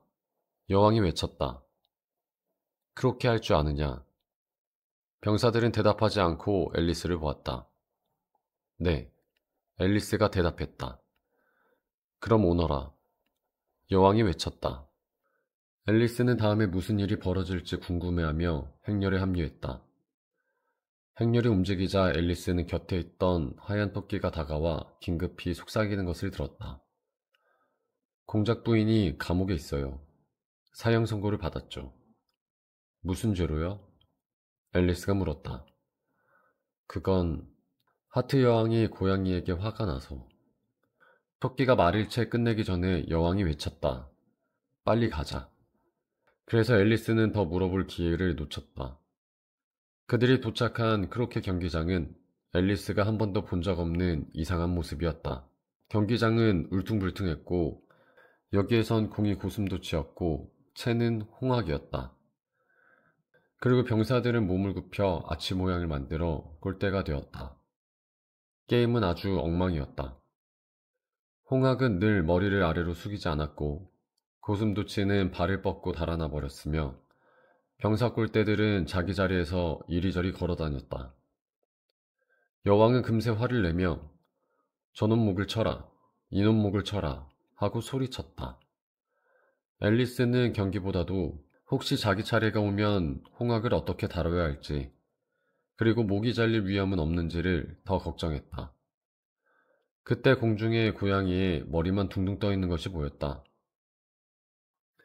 아, 채셔 고양이. 앨리스가 반가워하며 말했다. 오늘 기분은 어떤가? 고양이가 물었다. 앨리스가 대답하려는 순간 여왕이 그 고양이를 발견하고 외쳤다. 저놈목을 쳐라, 당장. 사형 집행인이 나타나더니 잠시 멈칫하며 말했다. 폐하, 몸이 없는 고양이의 목을 어떻게 베겠습니까? 왕도 끼어들어 말했다. 말이 돼요. 몸 없는 목은 자를 수 없지. 여왕은 성질을 부리며 소리쳤다. 헛소리 그만. 뭐든 당장 하라 했으면 하는 거다. 사형 집행인은 앨리스에게 고양이의 주인을 찾아오라고 했다. 앨리스는 하얀 토끼를 불러 물었고 그는 공작 부인이 주인이라고 알려주었다. 그리고 곧 공작 부인을 데려오기 위해 급히 달려갔다. 잠시 뒤 공작 부인이 여왕 곁으로 왔다. 여왕은 심드렁하게 말했다. 좋다. 내 고양이를 데려가라. 그러나 고양이는 이미 사라져 있었다. 모두는 그 자리를 잠시 바라보다가 아무 말 없이 경기를 재개했다. 앨리스는 안도하며 생각했다. 정말 이곳에서는 한시도 조용히 있을 틈이 없네. 다시 만나서 얼마나 기쁜지 몰라요. 이 사랑스러운 늙은 친구 같으니. 공작 부인이 애정어린 표정으로 말하며 앨리스의 팔에 자기 팔을 끼고 함께 걸어갔다. 앨리스는 부인이 이렇게 상냥한 기분을 보이는 것이 무척 반가웠다. 그리고 속으로 생각했다. 아마 부엌에서 처음 만났을 때 그토록 사나웠던 건 후추 때문이었을지도 몰라. 내가 공작 부인이 되면 앨리스는 혼잣말했다. 그렇지만 그 말투는 별로 희망적이지 않았다. 내 부엌에는 절대 후추를 두지 않을 거야. 수프는 후추 없이도 충분히 맛있으니까. 어쩌면 사람을 성질나게 하는 건 언제나 후추일지도 몰라. 그녀는 이 새로운 법칙을 발견한 것이 무척 마음에 들어 계속 중얼거렸다. 식초는 사람을 시게 만들고, 캐모마일은 사람을 씁쓸하게 하고, 그리고 보리사탕이나 그런 것들은 아이들을 달콤하게 만들지. 사람들이 그걸 알면 그렇게 아끼지 않을 텐데 말이야. 이때쯤엔 공작 부인을 거의 잊고 있던 앨리스는 귓가 바로 옆에서 들려온 목소리에 깜짝 놀랐다. 무언가 생각하고 있구나, 얘야. 그래서 말하는 걸 잊은 거야. 지금 당장은 이게 무슨 교훈인지 떠오르지 않지만 곧 기억날 거다. 아마 교훈이 없을지도 모르잖아요. 앨리스가 조심스럽게 말했다. 쳇 얘야. 공작 부인이 말했다. 세상 모든 건 교훈이 있단다. 찾아내기만 하면 되지. 그리고는 앨리스 옆으로 몸을 바짝 붙였다. 앨리스는 부인이 너무 가까이 오는 것이 그리 달갑지 않았다. 첫째, 부인이 매우 못생겼기 때문이었고, 둘째, 키가 딱 맞아 턱이 앨리스의 어깨에 올라왔는데 그 턱이 날카로워서 불편했기 때문이다. 그러나 무례하게 굴고 싶지 않아 참고 견뎠다. 경기가 이제 좀 나아진 것 같네요. 앨리스가 대화를 이어가기 위해 말했다. 그렇구나. 공작 부인이 말했다. 그리고 그 교훈은 사랑이야말로 세상을 돌게 하는 것이지. 누군가는 앨리스가 작은 목소리로 말했다. 각자 자기 일이나 잘하는 거라고 하던데요. 그래도 결국 같은 말이란다.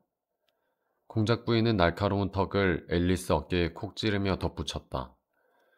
그리고 그 교훈은 뜻을 잘 챙기면 소리는 저절로 따라온다는 거지. 무슨 말에서든 꼭 교훈을 찾으려 드네. 앨리스는 속으로 생각했다. 잠시 후 공작 부인이 말했다.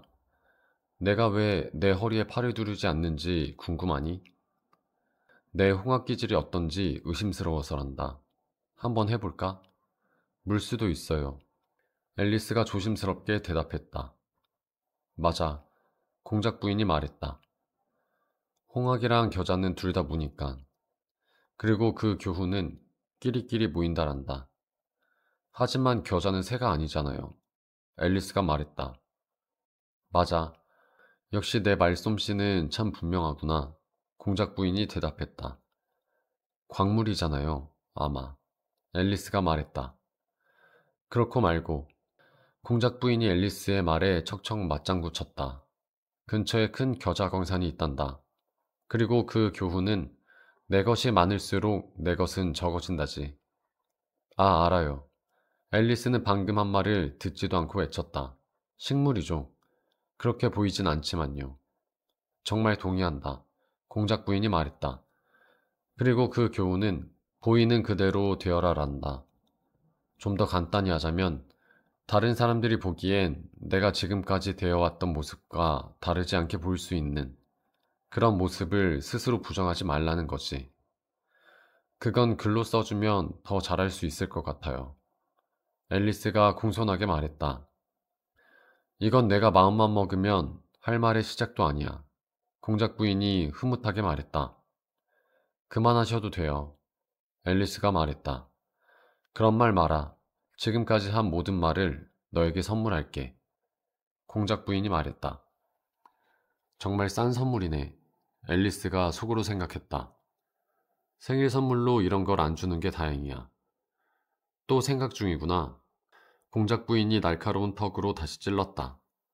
생각할 권리는 있잖아요. 앨리스가 짜증 섞인 목소리로 말했다. 돼지가 날아다닐 권리만큼은 있지.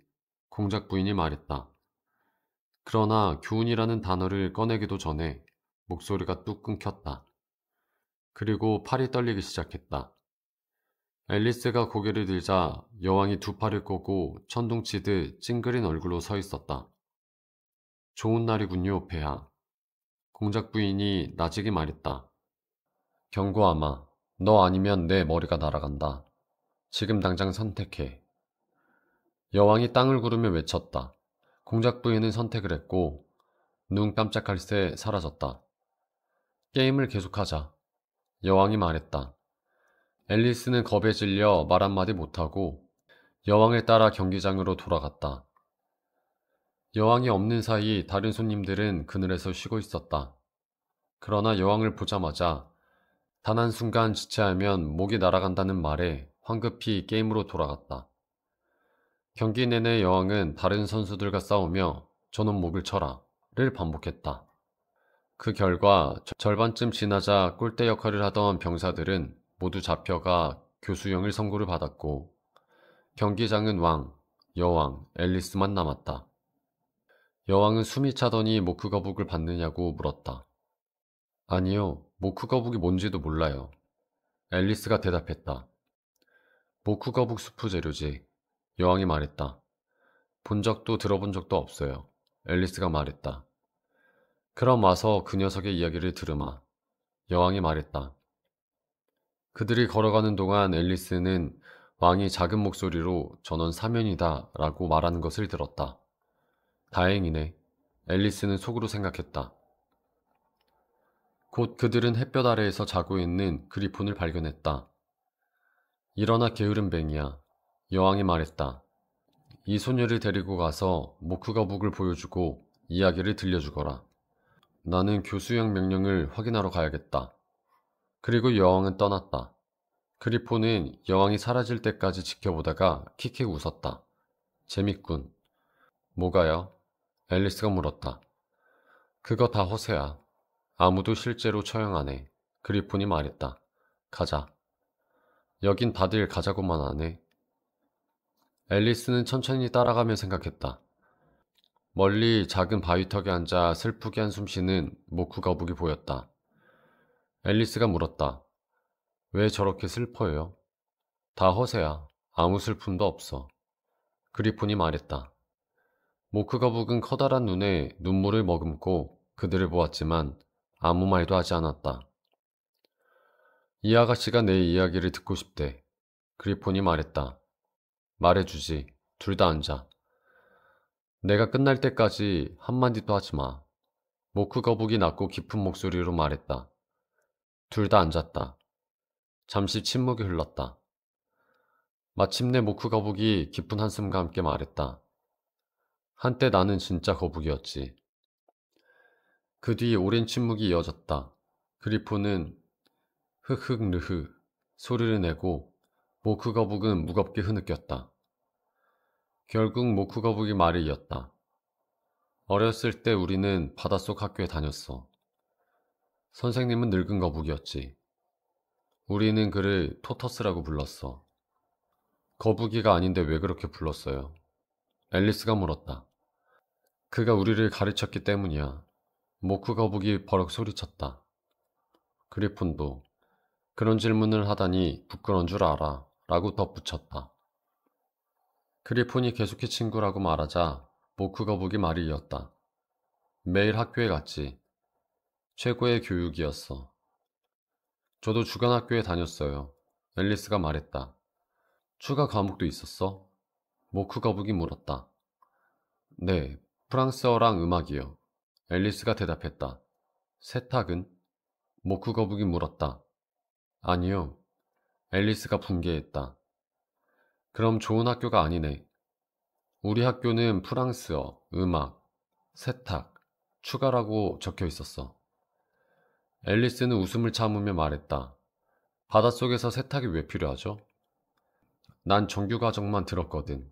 모크 거북이 한숨 쉬었다. 우리는 우선 비틀기와 몸부림을 배우고 산수의 여러 갈래, 야망, 산만, 추하게 만들기, 조롱을 배웠어. 추하게 만들기라는 건 처음 들어요. 앨리스가 말했다.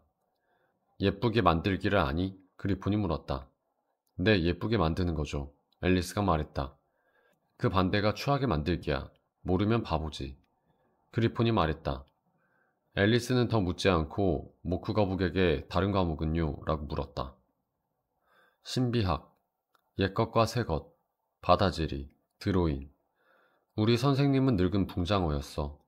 일주일에 한 번 와서 드로잉, 스트레칭, 코일 속에서 기절하기를 가르쳤지. 그건 뭐예요? 앨리스가 물었다. 난 몸이 뻣뻣해서 못 보여줘. 그리폰은 배운 적 없고. 모크 거북이 말했다. 시간이 없었지.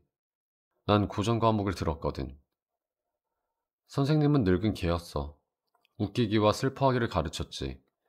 그리폰이 말했다. 앨리스는 화제를 바꾸려 하루에 몇 시간 수업했어요? 라고 물었다. 첫날은 10시간, 다음 날은 9시간. 이렇게 점점 줄어들었어. 모크 거북이 말했다. 그래서 수업이라고 부르는 거야. 하루하루 줄어드니까. 그리폰이 말했다. 그럼 11일째는 쉬는 날이었겠네요? 앨리스가 말했다. 그렇지. 모크 거북이 대답했다. 그럼 12일째는요? 앨리스가 물었다. 수업 얘긴 그만. 이제 놀이 얘기를 해주지. 그리폰이 단호하게 말했다. 모크 거북은 깊이 한숨을 쉬고 앞발의 뒤쪽을 눈에 대어 훔쳤다. 그는 앨리스를 바라보며 말을 하려 했으나 한두 분 동안은 흐느낌에 목이 메어 소리가 나오지 않았다. 마치 목에 뼈가 걸린 것 같군. 그리핀이 말하더니 그를 흔들고 등을 두드리기 시작했다. 마침내 모크 거북은 목소리를 되찾았고 눈가에 눈물이 흐른 채로 말을 이었다. 넌 바다 밑에서 오래 살아본 적이 없을 테고. 없어요. 앨리스가 말했다. 아마 랍스터를 소개받아 본 적도 없을 테지. 앨리스는 한 번 맛은 하고 말하려다 재빨리 멈추고 아니요, 전혀요 라고 했다. 그러니 랍스터 사중무가 얼마나 멋진 건지 상상도 못하겠군. 정말요, 전혀요. 앨리스가 말했다. 그게 어떤 춤인데요? 그리핀이 말했다. 먼저 바닷가에 한 줄로 서는 거야. 두 줄이지.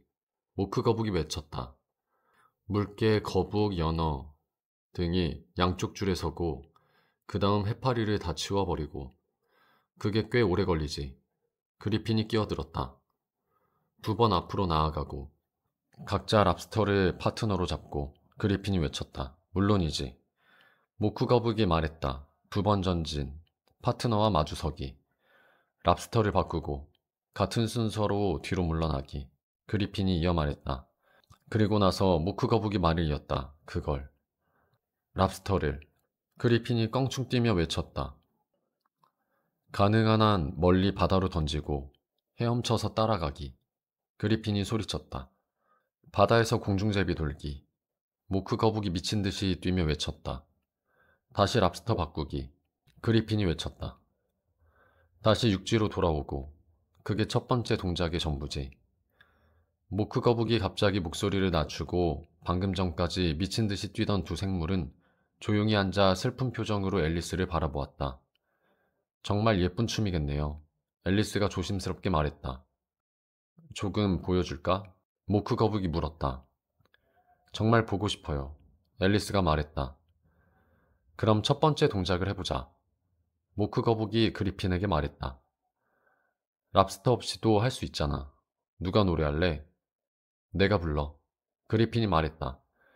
난 가사를 잊어버렸어. 그래서 그들은 엄숙하게 앨리스 주위를 빙빙 돌며 춤을 추기 시작했다.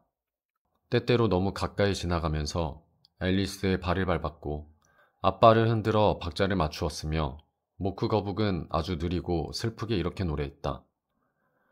조금만 더 빨리 걸어주겠어? 청어가 달팽이에게 말했어요. 바로 뒤에 돌고래가 있어. 내 꼬리를 밟고 있단 말이야.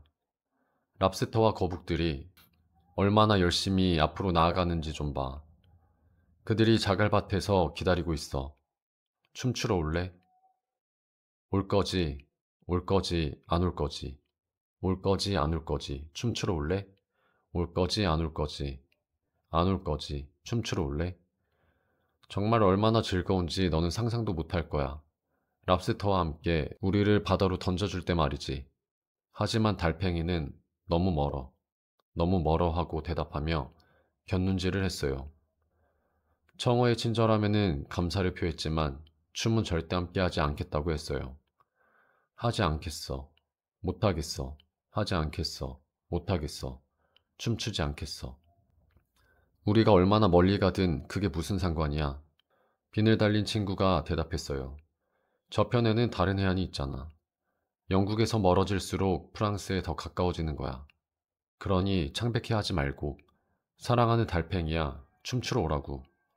올 거지 안 올 거지. 올 거지 안 올 거지. 춤추러 올래? 올 거지 안 올 거지. 안 올 거지. 춤추러 올래? 정말 재미있는 춤이네요. 앨리스가 말했다. 그 이상한 청어 노래도 아주 마음에 들어요. 청어 말인데 모크 거북이 말했다. 너 본 적 있지? 네, 자주 봤어요. 앨리스가 말하다가 황급히 멈췄다. 난 딘이라는 곳이 어딘지는 모르겠는데 모크 거북이 말했다. 그렇게 자주 봤으면 어떻게 생겼는지는 알 거 아냐. 그렇다고 생각해요. 앨리스가 신중하게 대답했다. 꼬리를 입에 물고 있고 온몸에 빵 부스러기가 묻어있죠. 부스러기는 틀렸어. 모크 거북이 말했다. 바다에선 다 씻겨나가거든. 하지만 꼬리를 입에 물고 있는 건 맞아. 그 이유는 여기서 모크 거북이 하품을 하며 눈을 감았다. 이유랑 나머지는 내가 말해라. 그리핀에게 말했다. 이유는 말이야. 그리핀이 말했다. 랍스터랑 춤추러 가려고 바다로 던져졌거든. 그래서 한참 떨어졌지. 그러다 꼬리가 입에 걸렸고 다시 빼낼 수 없게 된 거야. 그게 전부지. 고맙습니다. 앨리스가 말했다. 청어에 대해 이렇게 많이 한 건 처음이에요. 더 말해줄 수도 있어. 그리핀이 말했다. 왜 와이팅이라고 불리는지 아니? 생각해 본 적 없어요. 왜죠? 구두와 신발을 닦아주거든. 그리핀이 아주 심각하게 말했다. 앨리스는 완전히 혼란스러웠다. 구두와 신발을 닦아준다고요? 그녀가 되물었다. 신발은 뭘로 닦니? 그리핀이 말했다. 윤이 나는 건 뭘로 내는 거지? 앨리스는 자기 신발을 내려다보다가 아마 구두약으로 닦는 걸로 알아요. 라고 대답했다. 바닷속의 구두와 신발은 화이팅으로 닦는 거지. 이제 알았겠네. 그럼 재료는 뭐로 만들어요? 앨리스가 호기심 가득한 목소리로 물었다. 당연히 바닥과 장어로 만들지. 그리핀이 다소 성가신 듯 말했다.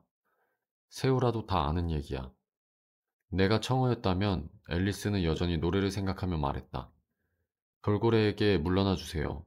우린 같이 가고 싶지 않아요. 라고 했을 거예요. 함께 가야 했어. 모크 거북이 말했다.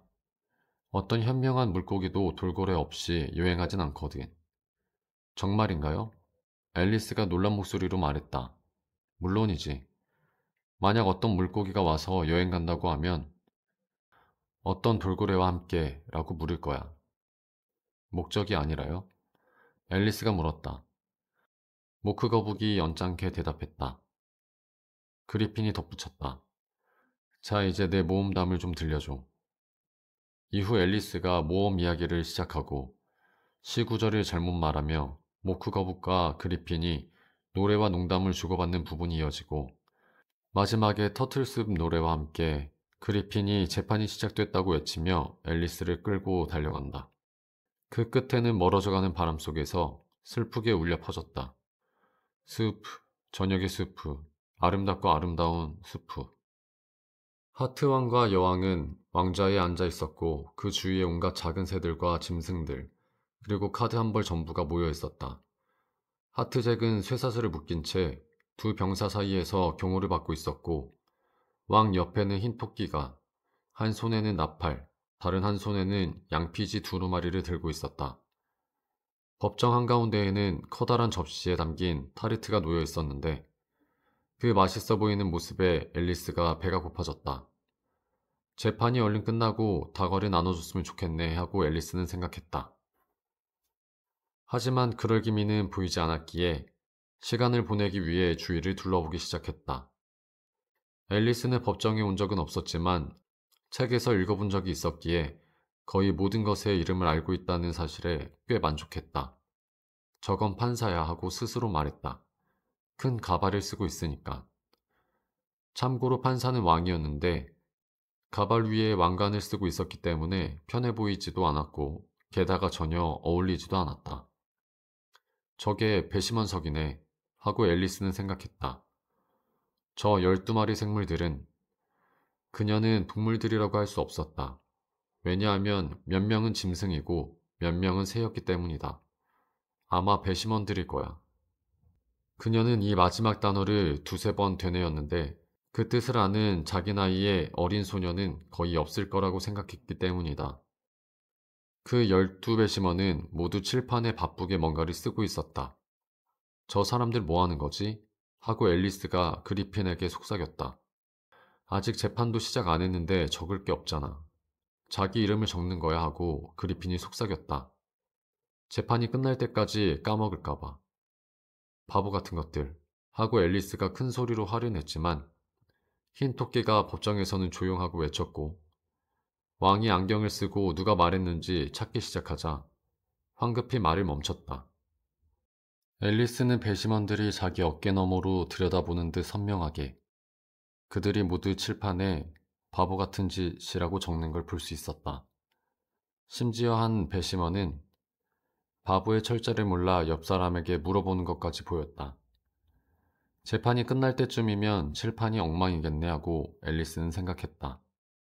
배심원 중 한 명은 끼익거리는 연필을 쓰고 있었는데 앨리스는 도저히 참을 수가 없어 그 뒤로 돌아가서 슬쩍 빼앗아 버렸다.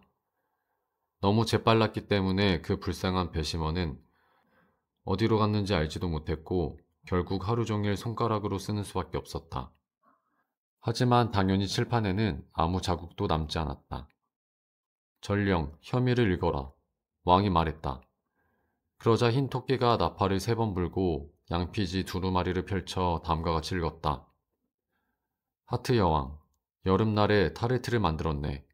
하트잭, 그 타르트를 훔쳐서 몽땅 가져가 버렸네.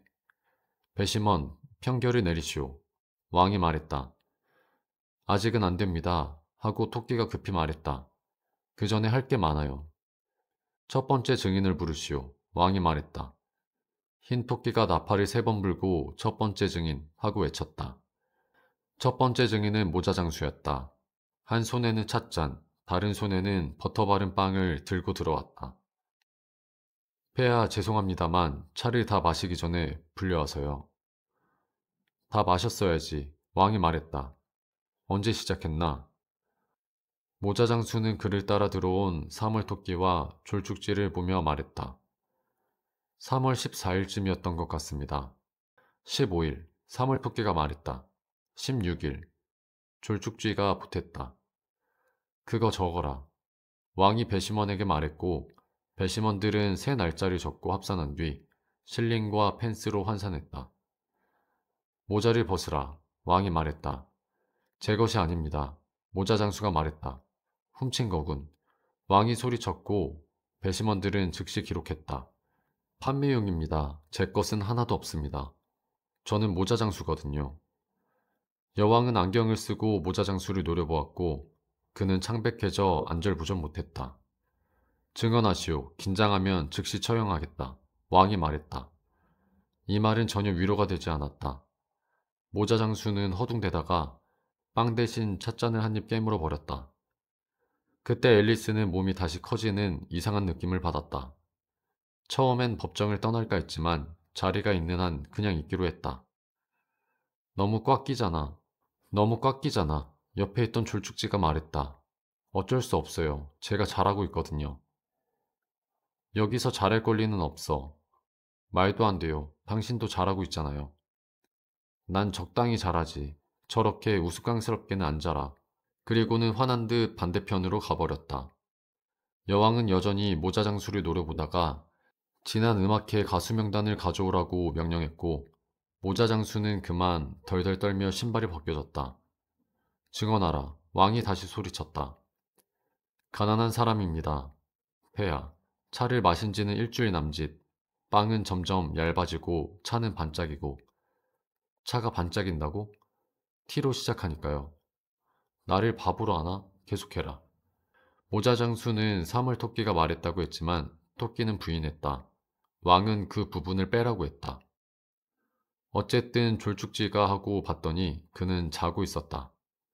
그 후 빵을 더 잘랐습니다. 졸축지가 뭐라 했나? 배심원이 물었다.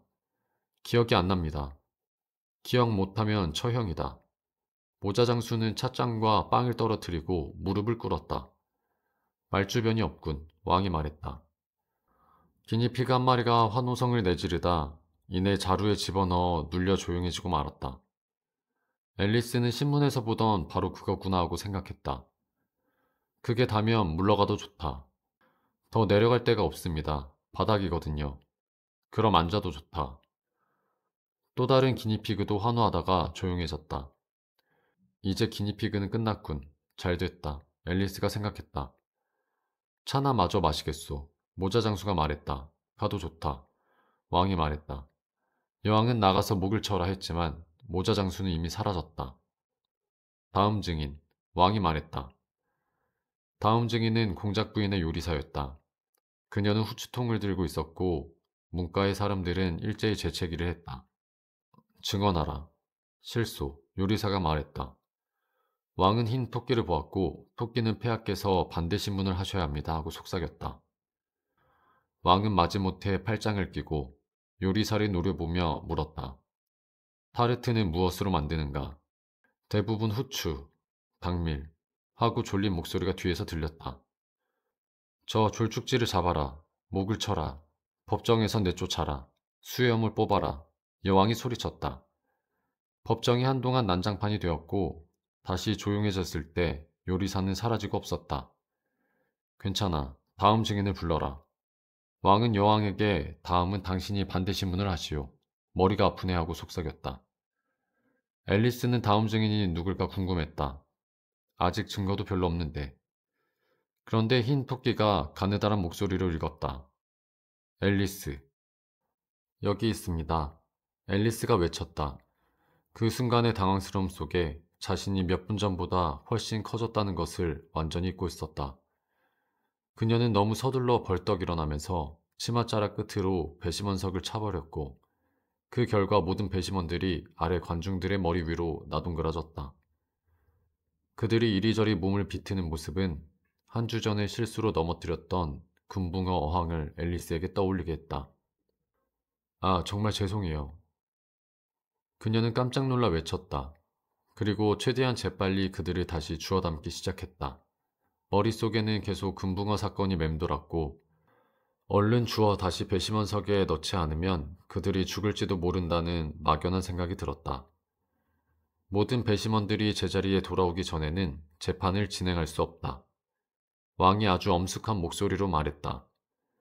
모든 배심원이 그는 앨리스를 똑바로 보며 강조했다. 앨리스는 배심원석을 들여다보더니 너무 서두른 나머지 도마뱀을 거꾸로 넣어둔 것을 발견했다. 가엾은 녀석은 꼬리만 축 늘어뜨린 채 도저히 움직일 수 없었다. 앨리스는 곧 그를 꺼내어 바로 세워주었다. 별로 차이가 있을 것 같진 않네. 그녀는 속으로 중얼거렸다. 어느 쪽이 위든 재판에서 할 일은 똑같겠지. 배심원들이 넘어졌던 충격에서 겨우 회복하고 칠판과 연필을 다시 받아들자마자 그들은 부지런히 사건 경위를 적기 시작했다. 도마뱀만 빼고 그는 입만 벌린 채 법정 천장을 멍하니 바라볼 뿐 아무것도 하지 않았다. 이 사건에 대해 아는 게 있느냐? 왕이 앨리스에게 물었다. 없습니다. 앨리스가 대답했다. 전혀 없나? 왕이 거듭 물었다. 전혀 없습니다. 앨리스가 대답했다. 그건 아주 중요한 일이네. 왕이 배심원들을 향해 말했다. 그들이 막 그 말을 칠판에 옮겨 적으려는데 하얀 토끼가 끼어들었다. 폐하께서는 중요하지 않다고 하신 거겠죠. 그는 공손한 말투였지만 왕을 향해 얼굴을 찡그리며 말했다. 그래, 중요하지 않다고 말한 거다. 왕이 서둘러 정정했다. 그리고 혼잣말로 중요하다, 중요하지 않다, 중요하지 않다, 중요하다. 마치 어느 쪽이 더 그럴듯하게 들리는지 시험하는 듯 중얼거렸다. 배심원들 중 몇은 중요하다라고, 몇은 중요하지 않다라고 적었다. 앨리스는 가까이 있어서 그들이 무엇을 쓰는지 다 볼 수 있었다. 어차피 아무 상관도 없지. 그녀는 속으로 생각했다. 그때 왕이 공책에 뭔가를 한참 쓰더니 갑자기 정숙하고 외쳤다. 그리고 책을 읽었다. 규칙 42조. 키가 1마일 이상인 사람은 법정을 떠날 것. 모두가 앨리스를 바라보았다. 저는 1마일이나 안 돼요. 앨리스가 말했다.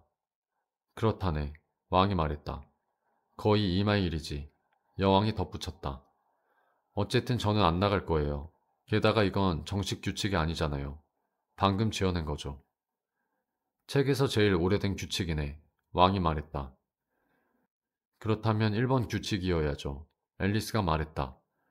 왕은 창백해졌고 공책을 재빨리 덮었다. 편결을 숙고하시오. 그가 떨리는 목소리로 배심원들에게 말했다. 아직 증거가 남아 있습니다, 폐하. 하얀 토끼가 급히 일어서며 말했다. 방금 이 종이를 주었습니다. 무엇이 들어있나? 여왕이 물었다. 아직 열어보지 않았습니다만 죄수가 누군가에게 보낸 편지인 것 같습니다. 그게 틀림없지. 아무에게도 보내지 않은 편지라면 이상하잖나. 왕이 말했다. 누구 앞으로 보낸 건가? 한 배심원이 물었다. 주소는 전혀 없습니다. 하얀 토끼가 종이를 펼치며 말했다. 사실 편지도 아니고 시입니다. 죄수의 필적이냐? 또 다른 배심원이 물었다. 아닙니다. 오히려 그게 제일 이상합니다. 하얀 토끼가 말했다. 누군가의 필적을 흉내낸 게 틀림없네. 왕이 말했다. 폐하, 저는 쓰지 않았습니다. 증거도 없습니다. 끝에 서명도 없잖아요. 하인이 말했다. 서명하지 않았다면 더 나쁜 거네. 뭔가 꿍꿍이가 있었던 거지. 왕이 말했다. 모두가 박수를 쳤다. 그날 왕이 처음으로 그럴듯한 말을 한 순간이었다. 그것이 유죄 증거다. 여왕이 말했다. 아무 증거도 안 돼요. 내용이 뭔지도 모르잖아요. 앨리스가 외쳤다. 읽어라. 왕이 말했다. 하얀 토끼가 안경을 쓰고 물었다. 어디서부터 읽을까요? 처음부터 끝까지 읽고 멈추게. 왕이 말했다. 그들이 내게 말했네. 내가 그녀를 찾아가서 그에게 내 이야기를 꺼냈다고. 그녀는 내 평판을 좋게 말했지만 내가 수영은 못한다고 했네. 그는 내가 가지 않았다고 전했고 우린 그게 사실임을 안다. 만약 그녀가 이를 더 밀어붙이면 그대는 어떻게 될까? 나는 그녀에게 하나 주었고 그들은 그에게 둘을 주었네. 그대는 우리에게 셋 또는 그 이상을 주었지. 그 모든 건 다시 그대에게 돌아갔네. 비록 처음엔 내 것이었지만 만약 나나 그녀가 이 일에 휘말린다면 그는 그대를 믿고 풀어줄 거라네. 우리가 예전 그대로였듯이. 내 생각엔 그녀가 이런 발작을 일으키기 전 그대는 우리와 그 일 사이에 있던 장애물이었네. 그에게 그녀가 그것들을 가장 좋아했다는 걸 알리지 말게. 이건 영원히 비밀로 해야 하네. 우리 둘만 아는 비밀로. 왕은 이 시를 지금까지 나온 가장 중요한 증거라고 말했으나 앨리스는 이 시에서 의미가 전혀 없다며 단호히 반박했다. 배심원들도 의미를 설명하려 하지 않았다. 왕은 억지로 시 속에서 의미를 찾아내려 했고 수영을 못한다는 구절에 죄수에게 수영 가능 여부를 묻자 하인은 전혀라고 답했다.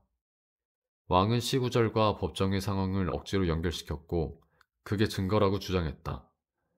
여왕은 선고 먼저, 평결은 나중에라고 외쳤고 앨리스는 말도 안 된다며 맞섰다. 결국 여왕은 저 아이의 목을 쳐라고 소리쳤지만 앨리스는 당신들은 카드 뭉치에 불과해라고 외쳤다. 그러자 카드 뭉치가 허공에 날아올랐고 앨리스는 비명을 지르며 팔로 막아냈다. 다시 눈을 떴을 때 그녀는 언덕 위에서 언니 무릎에 머리를 기댄 채 누워 있었고 언니는 그녀 얼굴 위에 떨어진 낙엽을 털어주고 있었다. 일어나 앨리스, 꽤 오래 잤구나. 언니가 말했다. 앨리스는 방금 꾸었던 기묘한 꿈 이야기를 언니에게 들려주었고 언니는 정말 이상한 꿈이네. 이제 차 마시러 가자. 늦겠다라고 말했다. 앨리스는 일어나 달려가며 방금의 꿈이 얼마나 멋졌는지 곱씹었다. 언니는 자리에 남아 석양을 바라보다가 자신도 꿈을 꾸기 시작했다. 그 꿈속에는 앨리스가 본 모든 이상한 나라의 생물들이 되살아나 그녀 주위를 가득 메웠다. 그러나 눈을 뜨면 모든 것은 바람에 흔들리는 풀과 갈대 사이로 있는 물결, 양방울 소리, 목동의 목소리, 그리고 농장의 소음으로 바뀔 것이었다. 마지막으로 언니는 훗날 성장한 앨리스가 여전히 어린 시절의 순수하고 다정한 마음을 지녀 다른 아이들에게도 옛날의 이상한 나라 이야기를 들려주고 그들의 기쁨과 슬픔을 함께할 모습을 그려보았다.